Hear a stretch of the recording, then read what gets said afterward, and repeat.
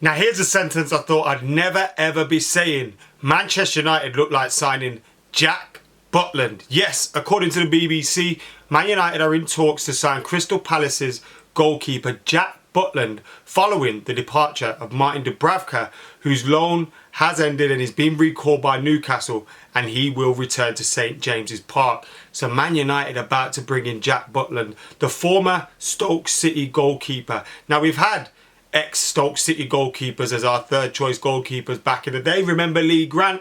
And replacing Martin Dubravka, I'm sure Jack Butland isn't that bad of a replacement for him. In fact, I'd argue Jack Butland is probably better than Martin Dubravka, but not better than Tom Heaton. So he's going to go in as our third choice goalkeeper. Nevertheless, it is a signing I'd never thought I'd see Manchester United make. So we'll get stuck into that. We'll also be reacting to Manchester United's win over Bournemouth and where that leaves things as we head into a little bit of a break from Premier League football with 2 games in the domestic cup competitions. We've got Everton at home on Friday in the FA Cup, and then on Tuesday we've got that quarter-final at Old Trafford against Charlton in the EFL Cup. That's before a back-to-back big double-header against Man City and Arsenal. If Manchester United were to win those 2 games, I'd hate to say what I'm going to start saying. 21 and all that is going to start.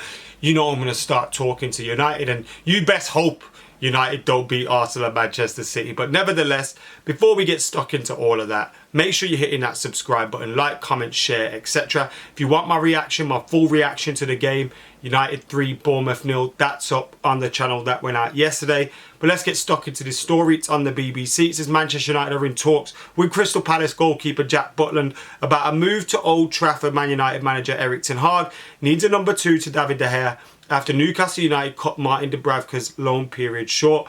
Butland has been with Crystal Palace since 2020, but has only made 10 Premier League appearances for the club and has yet to play this season. His contract at Selhurst Park expires in the summer. He's got 9 England caps and was in Southgate's World Cup squad in 2018. However, he has not been a Premier League regular since Stoke were relegated in that same year. So that's the latest on Jack Butland. Manchester United looking to make a deal happen for him to come to the club. As I said, Martin Dubravka opting to return to Newcastle due to a lack of game time. Now, the same thing you'd hope would happen for any other third choice goalkeeper that's going to come in. It says second choice in this, but I think Tom Heaton is a worthy understudy. And whoever comes in is going to kind of be battling with him for that backup position as Manchester United's goalkeeper. But, Martin Dubravka left because he didn't get minutes. When he did get minutes, he didn't look great, to be totally honest with you. And that game, was it against Aston Villa in the Cup, or I can't remember who, but he just didn't look comfortable at all. Now, he's gone back to Newcastle. United are looking for another goalkeeper. Now, this goalkeeper will probably never see a Premier League minute for Manchester United of anything meaningfulness, unless something has gone horribly wrong in terms of David De Gea, an injury, form, etc. Which, touch wood, we hope doesn't happen, because right now, the man is in great form, isn't he? Clean sheet after clean sheet.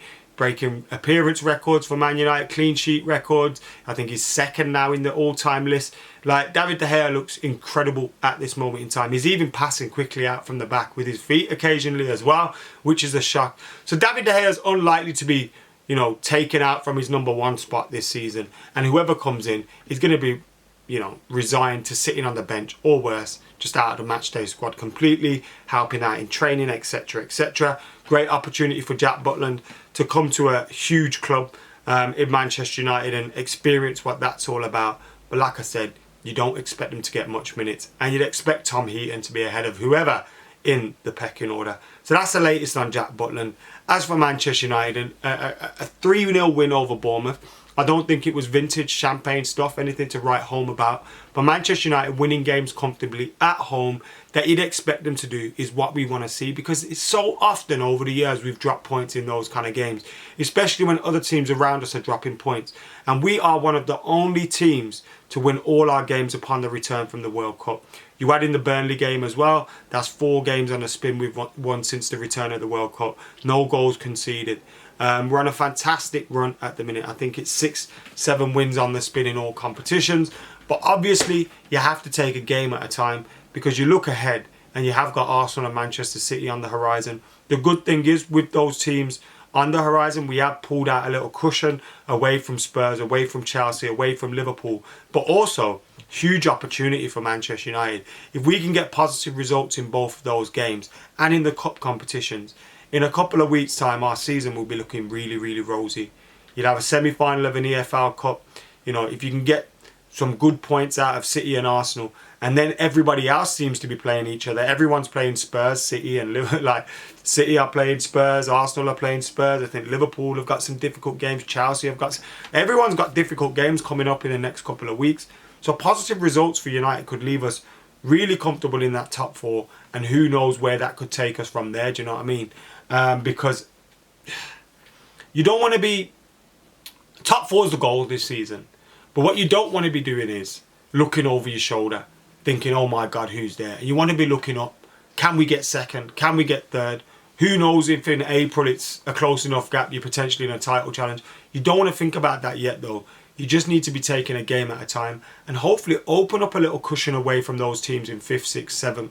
And then you can start focusing on, right, let's finish second or third, get some silverware under our belts as well. But we've got to take it a game at a time. The manager needs to be backed as well, which is probably not going to be in this transfer window.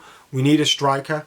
We're obviously lacking firepower at the minute. You've got Martial and Rashford, who will get you a goal in every 2 games. I think their records is at the moment. But we need another one.